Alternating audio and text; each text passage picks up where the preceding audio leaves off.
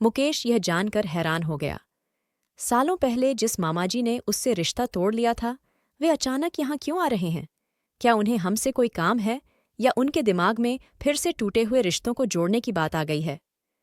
इसी उधेड़बुन में पड़ा वह अतीत की यादों में खो गया। मुकेश को याद आया कि जब इंजीनियरिंग का कोर्स करने के लिए उसे दिल्ली जाना पड़ा था, तो मम्मी पापा ने हॉस्टल में रखने के बदले उसे मामा के यहाँ रखना ज्यादा बेहतर समझा था। उस समय मामाजी की शादी को 2 साल ही बीते थे। उनका एक ही बच्चा था। मुकेश ने इंजीनियरिंग पास कर ली थी। उसकी भी शादी हो गई। अब तक मामाजी के 3 बच्चे हो चुके थे, जबकि मुकेश के शादी के 5 साल बाद तक भी कोई बच्चा नहीं हुआ और मामी अगले बच्चे की तैयारी में थीं। मुकेश एक बच्चे को गोद लेना चाहता था और मामाजी चाहते थे कि उनके आने वाले बच्चे को वह गोद ले ले। मामा के इस प्रस्ताव में मुकेश के माता पिता की भी सहमति थी, लेकिन मुकेश व अंजलि इस पक्ष में नहीं थे कि मामा के बच्चों को गोद लिया जाए। इस बात को लेकर मामा और भांजे के बीच का रिश्ता जो टूटा, तो आज तक मामा ने अपनी शक्ल उनको नहीं दिखाई। मुकेश अपने एहसान का बदला चुकाने के लिए, या समझो रिश्ता बनाए रखने के बहाने से, मामा के बच्चों को उपहार भेजता रहता था। मामा ने उसके भेजे महंगे उपहारों को कभी लौटाया नहीं, पर बदले में कभी धन्यवाद भी लिखकर नहीं भेजा। अतीत की यादों से निकलकर मुकेश तैयार होकर अपने दफ्तर चला गया। शाम को लौटा तो देखा अंजलि परेशान थी। उसके चेहरे पर अजीब सी मायूसी छाई थी। दोनों बेटों गगन और रजत को वहां न पाकर वह और भी घबरा सा गया। हालांकि मुकेश समझ रहा था, पर क्या पूछता? जवाब तो वह भी जानता ही था। अंजलि चाह रही थी कि वह दोनों बेटों को कहीं भेज दे ताकि मामाजी की नीयत का पता चल जाए। उसके बाद बेटों को बुलाए। मुकेश इसके लिए तैयार नहीं था। उसका मानना था कि बच्चे जवान हो रहे हैं, उनसे किसी बात को छिपाया नहीं जाना चाहिए। इसीलिए अंजलि के लाख मना करने के बाद भी मुकेश ने गगन रजत को बता दिया कि कल यहाँ मेरे मामाजी आ रहे हैं। दोनों बच्चे पहले तो यह सुनकर हैरान रह गए कि पापा के कोई मामाजी भी हैं, क्योंकि उन्होंने तो केवल दादाजी को ही देखा है, पर दादी के भाई का तो घर में कभी जिक्र भी नहीं हुआ। इसके बाद तो गगन और रजत ने अपने पापा के सामने प्रश्नों की झड़ी लगा दी कि मामाजी का घर कहाँ है, उनके कितने बच्चे हैं, क्या क्या करते हैं, क्या मामाजी के बच्चे भी आ रहे हैं, आदि आदि। मुकेश बेहद संभल कर बच्चों के हर सवाल का जवाब देता रहा। अंजलि परेशान हो बेडरूम में चली गई। अंजलि और मुकेश दोनों ही रात भर यह सोचकर परेशान रहे कि पता नहीं मामाजी क्या करने आ रहे हैं और कैसा व्यवहार करेंगे। सुबह अंजलि ने गगन और रजत को यह कहकर स्कूल भेज दिया कि तुम दोनों की परीक्षा नज़दीक है, स्कूल जाओ। इधर मुकेश मामाजी को लेने स्टेशन गया, उधर अंजलि दोपहर का खाना बनाने के लिए रसोई में चली गई। अंजलि ने सारा खाना बना लिया, लेकिन मामाजी को लेकर वह अभी तक लौटा नहीं। वह अभी यही सोच रही थी कि दरवाजे की घंटी घनघना उठी और इसी के साथ उसका दिल धक से कर गया। मुकेश ही था। पीछे पीछे मामाजी अकेले आ रहे थे। अंजलि ने उनके पांव छुए। मामाजी ने हालचाल पूछा, फिर आराम से बैठ गए और सामान्य बातें करते रहे। उन्होंने चाय पी, खाना खाया। कोई लड़ाई वाली बात ही नहीं, कोई शक की बात नहीं लग रही थी। ऐसा लगा मानो उनके बीच कभी कोई लड़ाई थी ही नहीं। अंजलि जितना पहले डर रही थी, उतना ही वह अब निश्चिंत हो रही थी। खाना खाकर बिस्तर पर लेटते हुए मामाजी बोले, पता नहीं क्यों कुछ दिनों से तुम लोगों की बहुत याद आ रही थी। जब रहा नहीं गया तो बच्चों से मिलने चला आया। सोचा इसी बहाने यहाँ अपने राहुल के लिए लड़की देखनी है, वह भी देख आऊंगा। फिर हंसते हुए बोले, आधा दर्जन बच्चे हैं, अभी से शादी करना शुरू करूंगा, तभी तो रिटायर होने तक सबको निपटा पाऊंगा। अंजलि ने देखा कि मामाजी की बातों में कोई वैरभाव नहीं था। मुकेश भी अंजलि को देख रहा था, मानो कह रहा हो, देखो हम बेकार ही डर रहे थे। अरे तुम्हारे दोनों बच्चे कहाँ हैं, क्या नाम है उनके? गगन और रजत, मुकेश बोला। स्कूल गए हैं, वे तो जाना ही नहीं चाह रहे थे। कह रहे थे मामाजी से मिलना है, इसीलिए कार से गए हैं ताकि समय से घर आ जाएं। अच्छा, तुमने अपने बच्चों को गाड़ी भी सिखा दी। Very good. मेरे पास तो गाड़ी ही नहीं है, बच्चे सीखेंगे क्या? शादियां कर लूं यही गनीमत है। मैं तो कॉन्वेंट स्कूल में भी बच्चों को नहीं पढ़ा सका। अगर तुम मेरे एक को भी पढ़ा। मामाजी इतना कहकर रुक गए, पर अंजलि और मुकेश का हंसता चेहरा बुझ सा गया। अंजलि वहां से उठकर बेडरूम में चली गई। कब आ रहे हैं बच्चे? मामाजी ने बात पलट दी। आने वाले होंगे। मुकेश इतना ही बोले थे कि घंटी बज उठी। अंजलि दरवाजे की तरफ लपकी। गगन और रजत थे। मामा जी आ गए। दोनों ने अंदर कदम रखने से पहले माँ से पूछ लिया और कमरे में कदम रखते ही पापा के साथ एक अजनबी को बैठा देखकर उन्हें समझते देर नहीं लगी कि यही है मामा जी। नमस्ते मामा जी। दोनों ने उनके पैर छू लिए। मुकेश ने हंस के कहा, मामा जी, मेरे बेटे गगन और रजत हैं।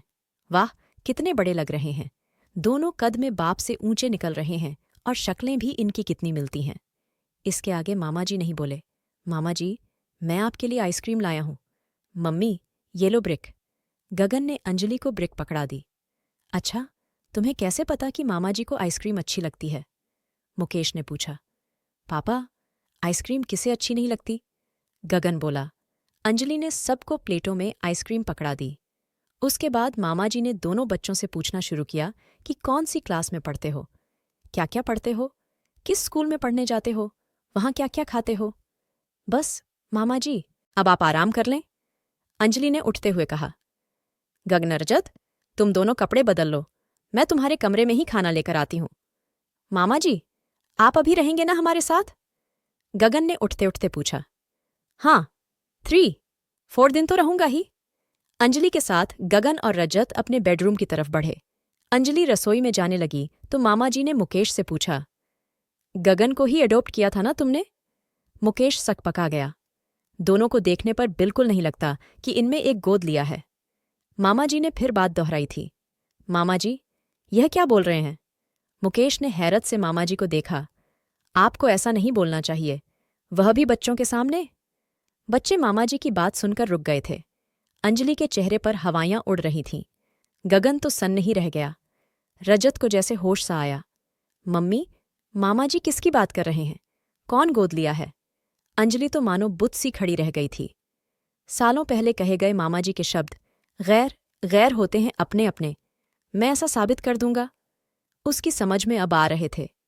तो इतने सालों बाद मामा जी इसलिए मेरे घर आए हैं कि मेरा बसाबसाया संसार उजाड़ दें। गगन अभी तक खामोश मामा जी को ही देख रहा था। अंजलि को जैसे होश आया हो।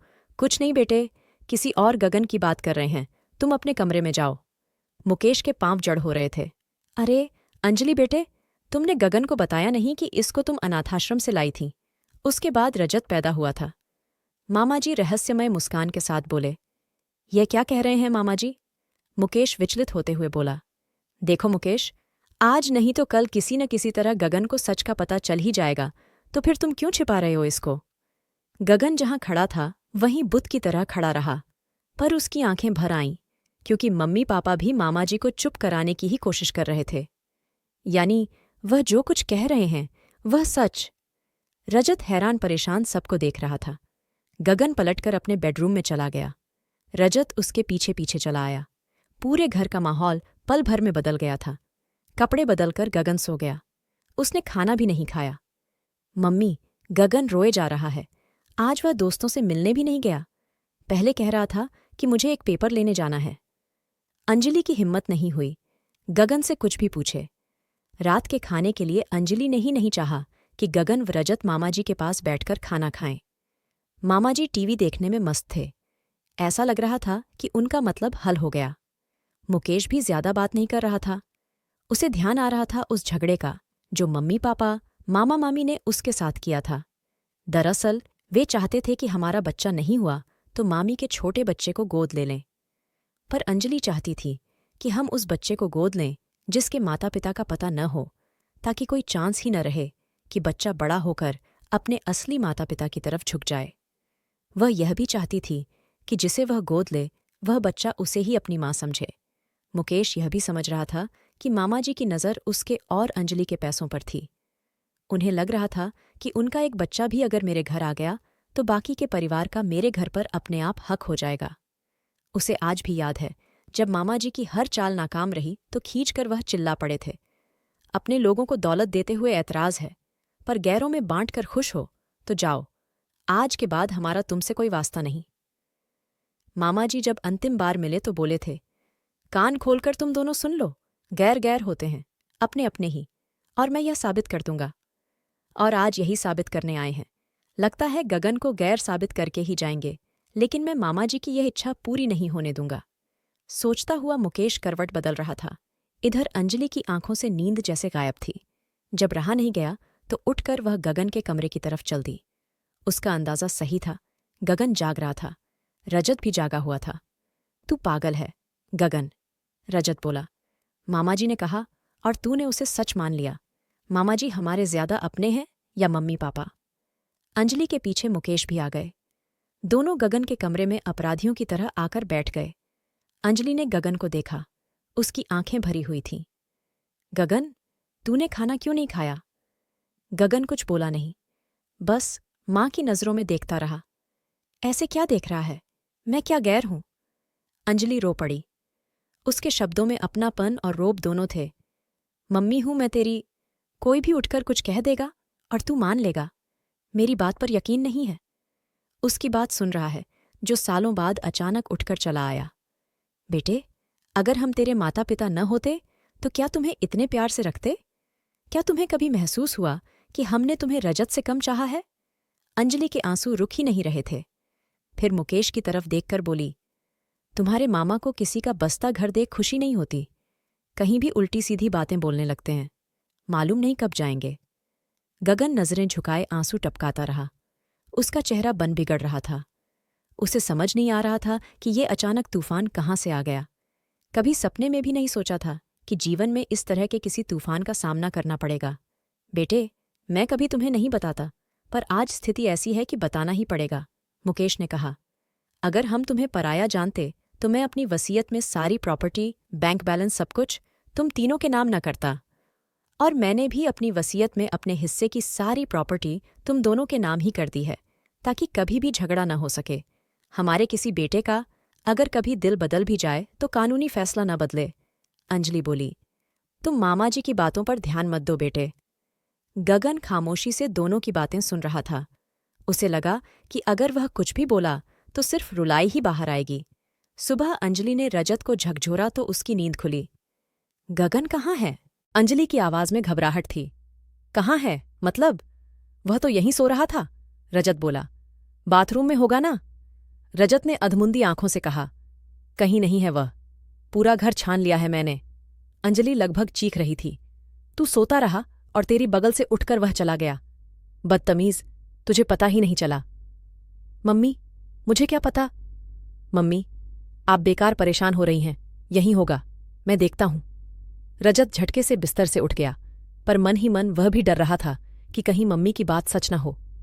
कहीं घूमने निकल गया होगा, आज रविवार जो है। आ जाएगा। मुकेश ने अंजलि को बहलाया, पर वह जानता था कि वह खुद से भी झूठ बोलकर तसल्ली दे रहा है। अंजलि का देर से मन में रुका, गुबार सहसा फूट पड़ा। वह फफक पड़ी। उसका मन किया कि मामाजी को कहे कि हो गई तसल्ली, पड़ गई दिल में ठंडक। साबित कर दिया तुमने, अब जाओ, यहां से दफा हो जाओ। पर प्रत्यक्ष में कुछ कह नहीं पाई। दोपहर हो चुकी है। एक फोन तक नहीं किया उसने, जबकि पहले कभी यूं बिना बताए वह कहीं जाता ही नहीं था। मुकेश भी बड़बड़ाए। उनकी आंखों से भी अनजानी आशंका से नमी उतर रही थी। हर फोन पर मुकेश लपकता। अंजलि की आंखों में एक उम्मीद जाग जाती, पर फौरन ही बुझ जाती। इस बीच मामाजी अपने घर वालों से फोन पर लंबी बातें करके हंसते रहे। साफ लग रहा था कि वह इन दोनों को चिढ़ा रहे हैं। अंधेरा हो गया। रजत लौटा, पर खाली हाथ। उसका चेहरा उतर गया था। वह सोच रहा था कि गगन कितना बेवकूफ है। कोई कुछ कहेगा तो हम उसे सच मान लेंगे। तभी मामाजी की आवाज सुनाई दी। आजा, आजा मेरे बेटे, आजा, बैठ।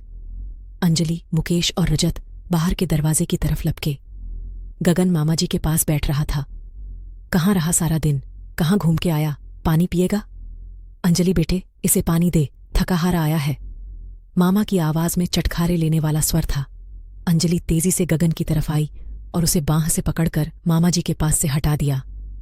कहाँ गया था? अंजलि चीखी थी। बता के क्यों नहीं गया? ऐसे जाते हैं क्या? और गुस्से से भरकर उसे थप्पड़ मारने लगी और फिर फफक फक कर रो पड़ी। गगन, तेरा गुस्सा मम्मी पर था ना, तो मुझे क्यों नहीं बता कर गया?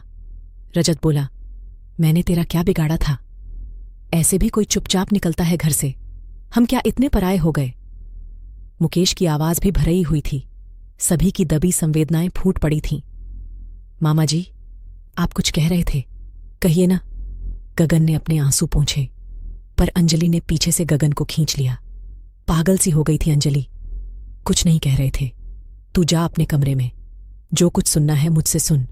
मैं तेरी माँ हूं, ये तेरे पिता हैं और ये तेरा भाई। मुकेश अंजलि को पकड़ रहा था। मामा जी, आप कह रहे थे मैं इनका गोद लिया बेटा हूं, है ना? नहीं, तुम मेरे बेटे हो। अंजलि ने गगन को जोर से झटक दिया। गगन अंजलि के कंधे को थामकर बोला, मम्मी, मैं तो मामा जी को यही समझा रहा हूं कि मैं आपका बेटा हूं। मम्मी, अपने पैदा किए बच्चे को तो हर कोई पालता है, पर एक अनाथ बच्चे को इतना ढेर सारा प्यार देकर तो शायद ही कोई औरत पालती होगी। उससे बड़ी बात तो ये है कि आपने रजत और मुझ में कोई फर्क नहीं रखा, तो मैं क्यों मानूं मामा जी की बात? आप ही मेरी माँ हैं। गगन ने अंजलि को अपनी बाहों में समेट लिया और मामा जी से कहा, मामा जी, आपने क्या सोचा था कि मुझे जब पता चलेगा कि मैं अनाथाश्रम से लाया गया हूं तो मैं अपनी असली माँ को ढूंढने निकल पड़ूंगा? मामा जी, क्यों ढूंढ? मैं उस औरत को जिसको मेरी जरूरत कभी थी ही नहीं। उसने मुझे पैदा करके मुझ पर एहसान नहीं किया, बल्कि मम्मी पापा ने मुझे पाला पोसा, मुझे नाम दिया, मुझे भाई दिया, मुझे एक घर दिया, समाज में मुझे एक जगह दी। इनका एहसान मान सकता हूं मैं, वरना आज मैं सड़ रहा होता किसी अनाथाश्रम के मैले कुचैले कमरों में। रजत ने खुशी से गगन का हाथ दबा दिया। मुकेश ने गगन के सिर पर हाथ फिराया। अंजलि, मुकेश और रजत की आंखों में आंसू छलक आए। सबने तीखी नजरों से मामा जी को देखा। अंजलि तो नहीं बोली, पर मुकेश से रहा नहीं गया। बोले, क्यों मामा जी? आप तो गैर को गैर साबित करने आए थे ना?